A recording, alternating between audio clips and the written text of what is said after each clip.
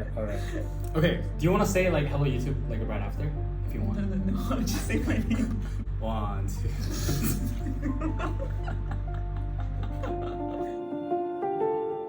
1, 2, 3. Hello YouTube, it's Jacob, Young-Soo, and I have my friend here. I'm Doris. Doris is a really close friend of mine. Currently, we are both serving in Thailand as Fulbright ETAs, and we've come a far way, right? Like 5 months now, almost, or something like that. Something like that. Yeah, and so in a way, it's it hasn't been too long since we've become closer friends, but I feel like in the past 5 months, we really got to grow in the thick and thin, in the changing environments and situations, and I learned a lot from Doris, and so I thought I would make this YouTube video to share a little bit about her background, as well as encouraging eventually for all the students out there that are thinking about universities and even high school experiences. And so that's kind of the motto. But Doris, would you like to quickly introduce yourself to the viewers? Yeah, sure. So my name is Doris. I am first gen Mexican American. I'm an ETA right now in Wetbot with Jacob, as he said. I graduated in 2019 from Brown, and yeah, fun fact, I have 4 sisters. Alrighty, great. We'll definitely get to learn more about Doris's background throughout the interview.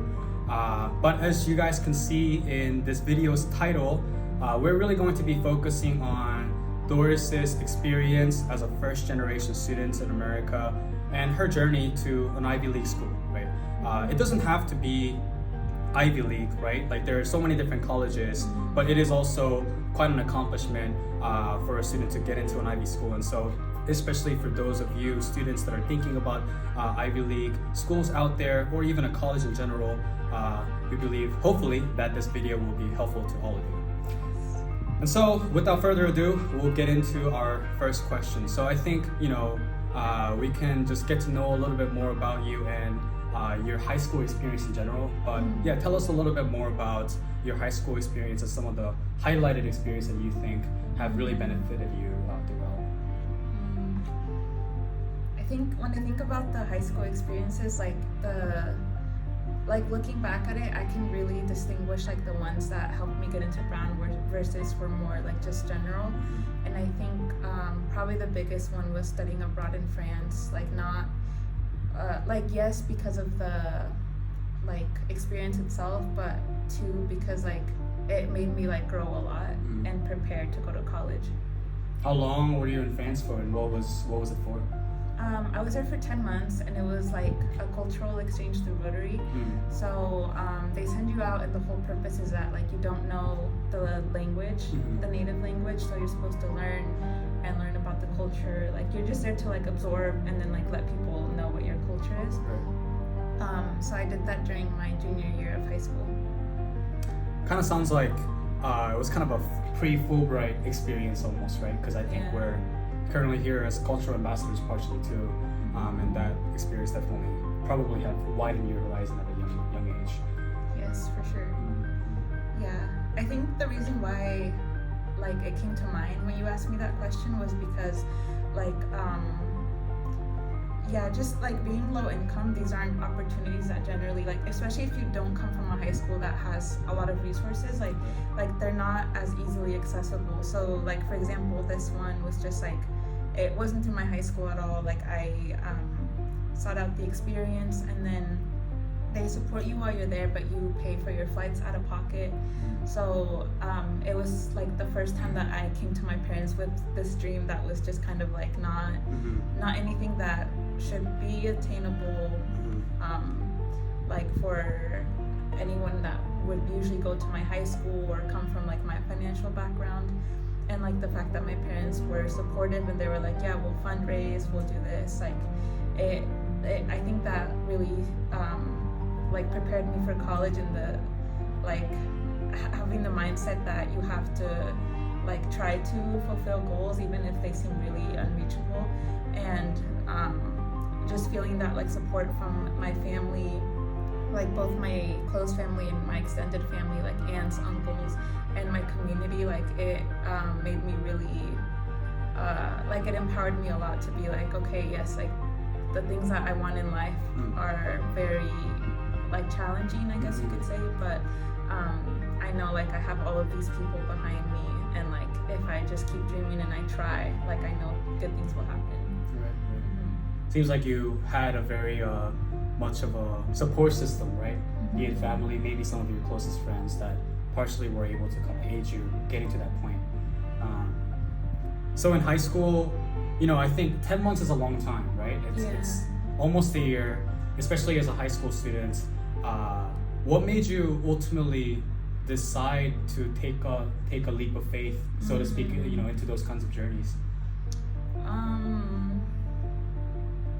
I think it was just knowing that like it was like a feeling of like I want to grow, and for me I knew that like I needed to grow in a way of like being away from like my family and being away from like anything that seemed like comfort. I kind of knew like for example, the major that I wanted to do, it wasn't available in any college near me, so I knew that at one point or the other I would have to take a leap. And this kind of made sense for me in a sense that it was like something that was like fun, there was like support, and it was like getting to travel for the first time. So it was like a very exciting opportunity, but it was like a baby, like what do you call it? Like a preview of the future in a sense. Yeah. So I was like, I want to make sure that like I can do this and I'm strong enough. Yeah. I know that you're also fluent in French. Were you sidetracking a little bit, but were you fluent before? Did you get fluent? Did you get more fluent there? Like, what was the process like? I was not fluent at all. Like, I knew how to say hello when I boarded the plane. Oh, wow. And then when I got there, my host mom was like she was really loving and caring, and she was excited at the fact that I wanted to learn so much. So yeah, I would say, yeah, definitely I did not know any French before I left, but coming there just trying to read and trying to talk to people, all of that, it made me want to learn more. Yeah, let's talk a little bit about the rest of your high school experience. What opinion are some of the things that really kind of got you to the universities that you applied for, including Brown?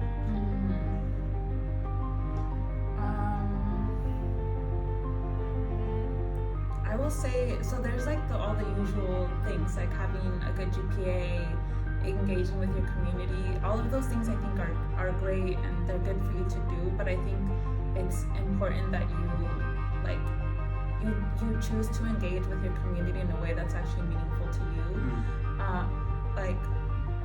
Sorry, the chili from the bathroom is traveling down here. But for example, like I think for me, the reason why I said the Metro Club earlier is because that one was specifically geared towards creating events for like my Mexican American community. And then so you said like experiences, so I would say that, and then I would visit, like one of our clubs took us to a senior house one time, and like I became friends with this lady. Her name was Alyssa, and then I would just keep going back and like hanging out with her. And like I didn't view that as community service, like it wasn't anything that I counted in hours, but I think just like being open to what you like. Community experiences look good on paper, but there's a meaning, like there's a reason why people want you to have them, and it's because you like find a way to connect to your community, and like to like I learned a lot from her. But you get a lot of insights doing those things. You know, I think what you said is very important. I think in this day and age where resume and getting those extracurricular activities on paper has become so important, and you know, I think we've almost in a way lost that meaning, right? The actual meaning of it, behind it, the reason as to why we do what we do. And that's perhaps some of the things that a lot of the high school students or even college students need to think about as they're engaging into these kinds of different activities and whatnot. So yeah, that's a very good point. So let's talk a little bit about the application process. When you were applying to all of these different colleges, what kind of support were you seeking out? You know, because part of this journey is, you know, I'm sure you were kind of trying to do a lot of these on your own, right? Maybe support from your friends or family and maybe even school. But tell us a little bit about that process and what was it like for you? It wasn't an easy process at all. I think so. I ended up applying to about 25 colleges, and when it started, like I knew I wanted to go to Brown, but I knew that it was like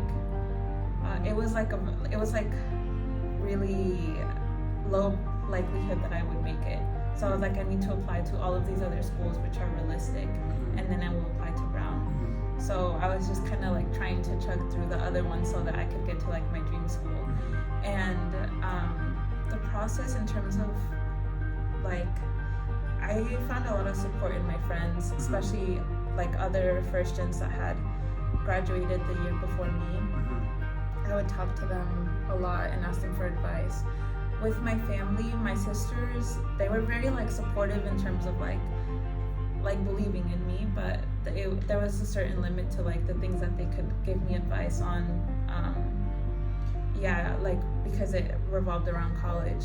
My parents, that was an interesting story. I think maybe other people who are like first generation American and have immigrant parents can relate to it, but like in one sense they were like, we came here so you could have an education, like fight for what you want. But in another sense they were like, why are you leaving the house so often? Like even if like I was doing community service, but they were like, why are you leaving so often? Why aren't you home?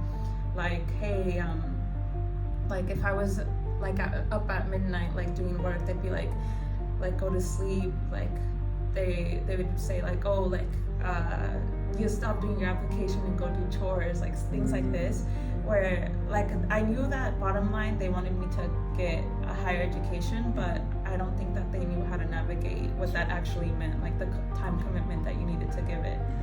Yeah, so that was definitely an interesting thing to navigate. I think having that like support, but also like it was like unconditional support, but at the same time like logistically not really. Right. Like there was a time when I had to like tell my dad like, oh no, like I have to stay after school, and he was like, why are you doing that? And like I was like, oh, the teacher wants me to help, but it was like to work on a college application, things like that. Gotcha.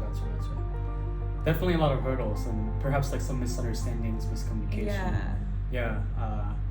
I think for me too, like I'm not necessarily a first generational student in that my parents went to colleges in Korea, and so but yeah, as far as doing my application process in America, as a firstborn son type of thing, there was a lot of hurdles and a lot of unknowns you kind of had to figure out on your own, And it's a different system still. That's right. Yeah, exactly.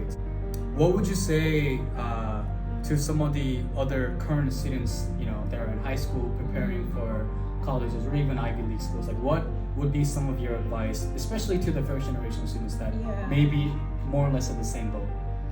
I would say, like, as strong as you can be as a person, I think that it's important to find that support system. And I think just acknowledging the fact that sometimes it's gonna come from like friends or like the cool aunt that actually understands what you're going through. Like it's okay that it doesn't always come from the people that you expect it from, and it doesn't mean anything bad. It's sometimes there's just a misunderstanding.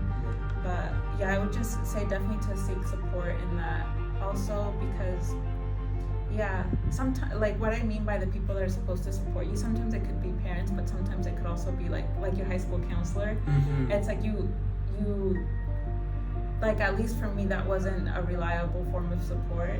And I know like something that was really encouraging for me was connecting with my friends in the struggle and being like, we got this, like we're gonna stay after school, like let me review your application, I'll review yours, like all of that. I think that's a very important mindset, especially because a lot of it, the situation around us and environment around us really influence who we become and what we believe in for ourselves too. And especially if we don't really know much of, all of this process, and we're the first ones to kind of pioneer through the process, then if some of the people are more discouraging towards our path, then, it's easier for us to just believe in that and kind of confine ourselves in that. Tell us a little bit more about how you kind of surpassed and overcame that process, and why did you choose to believe in yourself, getting to kind of like that higher level of things rather than kind of like finding, more or less like the comfort in just like, hey, like I'm just gonna, just be like everyone, from I don't know, like maybe from some of the other friends that you had in high school, or like maybe, you mentioned your high school counselor. Why don't you just kind of choose to follow that instead? So I think it was because of that support system that I made. Like, we would all believe in each other unconditionally. Like, if my friend was like, I want to do this, like I want to become a business lady, like I'm gonna do a business major, we'd all be like, you're like, it wasn't a doubt. We were all like, we know you're gonna become it. And I think there was this one lady, Mrs. Austin at my school. She was a counselor, but she wasn't my like assigned counselor. But she was like, she would always bring me into her office. She'd be like, okay, so what do you need to do? Like, you need to do this, do that. So even though within my school there wasn't like an overall supportive system for the people who like typically didn't go to college, I think that there were like, I did find like a couple teachers that cared a lot and like a counselor that cared a lot, and it would like reaching out to them even if it wasn't their responsibility to help me, like just asking and being like is this okay? And I think that made a big difference, because when you're first gen, that's kind of something that you have to learn to do like throughout college, because it's not like you're gonna get to college and everything's gonna be okay. Like, you have to keep advocating for yourself. So I think finding people that I asked for help and that said yes and I believe in you, like I think that made a big difference for me, like even if it was just one person. I think advocating for yourself and also finding those positive influences that will help you to grow even more. I think that's such an important part of, especially when you're a high school student applying to something, because that's really like the first big, I feel like, the step to getting to the next chapter of your life, so to speak, right? Because after that it's like full of applications. Colleges and jobs, and even when you're in college it's like an internship or like a lab, like it's always applications. Exactly. I think your story in large really speaks to the consistency in terms of like, if you were to think, okay, I'm gonna commit to this part of what I want to do, whether it's a college or even like the long cultural exchange program that you did through France. Like, it really shows that your consistency and your dedication constantly while believing in yourself and advocating for yourself has really gotten you to where you are today, and that's really exciting. And I hope that a lot of the students and perhaps families that watch this would find encouragement in Doris' story, and I think hopefully this will be a powerful message to all of you. But any last words to the viewers, maybe advice or any comments that you would like to make? I will say, like, the one advice I really have is it's okay to be scared and to have doubts. Like, I wasn't always 100% sure. There was many times where I was just like, I'm just gonna try. Like, my Brown application, I submitted it like a month after the deadline. Oh. And I was like, like I had completely given up on it, because it was a situation where like my assigned counselor was like, I don't think you're gonna get in, like you're gonna waste your time, like you need to focus on scholarships, you're not gonna have money to go to college. And I was just so burnt out by like the end of all the applications that like when I finally got to the Brown app, it was so late. And I was like, like I don't think I'm gonna get in, but what's the worst thing that could happen? Like if I don't apply, I definitely won't get in. So yeah, I think it's okay to have uncertainty and to not always feel like everything's gonna be okay, or like to feel like you need someone to be like, I believe in you to keep moving forward. But as long as you have that mentality of you like hold on to that goal and you find people that help you hold on to it, I think you can definitely make it. That's awesome. Yeah, I didn't know about that part of the story. That really caught me off guard. I was like, wait, really? Yeah. Wow, yeah. That was a late one. Well, I'm glad that, it worked out in the end, because, having served as a college admissions counselor myself, like, Usually it doesn't happen. Yeah, no, don't apply late. That was not advice to like. I'm not encouraging that. Right. Yeah, that was not the best decision on my part. But I was very lucky that they. Yeah. And I think it also shows that you like you mentioned, like just giving it a shot for something, right? Like, because I think so often, like including ourselves, when we think it's not realistic, when we think it's too far of a reach, then I think a lot of us say, okay, you know what? Let's not even bother. We don't have time for that, right? We don't even have time, and let's just play it safe. Always have the safety net and whatnot. But perhaps it's those small minority of people that actually go for it. Yeah. That sometimes really reap the fruits. Bro, especially when you have like your whole family rooting behind you, and you're like, I can't let them down. Sometimes you think like maybe I'll compromise a big dream so I can get like it won't be the best, but it'll be like a good enough dream, and then I'll make them proud, and I'll for sure get it. Yeah. But you shoot up here, sometimes you make it. That's I think another hurdle too for a lot of the first gen students too, right? I mean, it may not always be the case that socioeconomic status and first gen, like that's not always a correlation, but if you have family that you really need to support in terms of financial, as well as trying to get your dream to be set up and also make your parents proud, or whatever your goals might be, there would be these different hardships over all of these things that already seems pretty hard. But yeah, I think keeping your mind strong and straight towards your goal is definitely the best way to go, perhaps. Exactly. All right, well, we talked for quite some time. I hope you guys enjoyed this first part of the video. Know that there is the second part of the video, which is Doris's Brown experiences in Brown. And so hope you guys watched that video as well. And once again, I hope you enjoyed this one. Thank you for tuning in, and we'll see you guys in the next one. Yes, Bye-bye. thank you guys. Bye.